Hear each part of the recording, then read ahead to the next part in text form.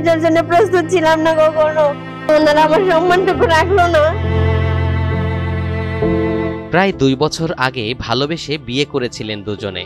উভয়ের পরিবারের সম্মতি না থাকায় গোপনেই রেজিস্ট্রি করে বিয়ে করেছিলেন তারা।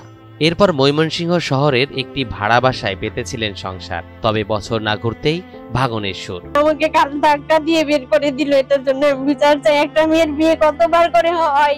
ঘটনাটি নেত্রকোনার পূর্বধলা উপজেলার সদর ইউনিয়নের হিড়াভিটা গ্রামে। এই গ্রামের মোহাম্মদ হানিফ মিয়াই এ ঘটনার অভিযুক্ত।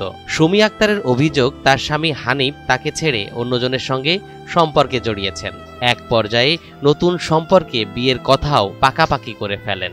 বিষয়টি জানার পরই গেল বৃহস্পতিবার স্বামীর বাড়িতে গিয়ে হাজির হন সুমি আক্তার। আমি কনসেপ্ট করছিলাম, পরে এটা নিয়ে সেরা মূলত ঝগড়া শুরু।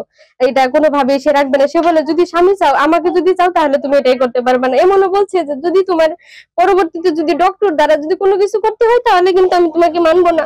শ্বশুর বাড়িতে গিয়ে স্বামী হানিফ মিয়াকে খুঁজে পাননি সুমি আক্তার। তিনি জানালেন, এ সময় হানিফ মিয়া ও তার পিতামাতা তাকে মারধর করে ঘরে তালা দিয়ে উধাও হয়ে যান। আজকে তারা ঘর তালা দিয়ে বের হয়ে চলে গেছে, আমাকে বারান্দায় রেখে। আমি এটা বিচার চাই। আপনারা আমাদের বোন হইতো, আজকে যদি আপনাদের সন্তান হইতো, তাহলে কি করতেন? আমি এত পরিমাণ লাঞ্ছিত, আমার এখন মৃত্যু ছাড়া কোনো উপায় নাই। এই ঘটনার পর বাড়ির বারান্দায় বসে অনশন শুরু করেন সুমি আক্তার। তার একটাই দাবি, স্ত্রীর স্বীকৃতি দিয়ে তাকে আপন করে নিতে হবে। বলছি যে আপনাদের মাপ, আমি আপনাদের পায়ে পড়ি, মাপ চাই। আপনাদের মেয়ের সমতুল্য আমি।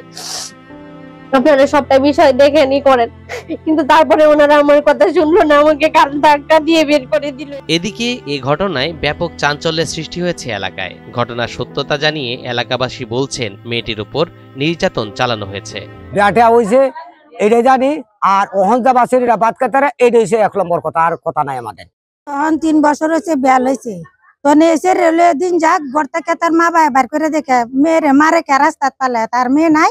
আপনারা এই বিচারটা করে দেন, এসে লে এই বউরলে দিন যাক। তখন আমি কইছি মেয়ের মারণ কে বিচার আছে না, এই ছেলের বাপেই ওরা টিভি মেরে ধরছে।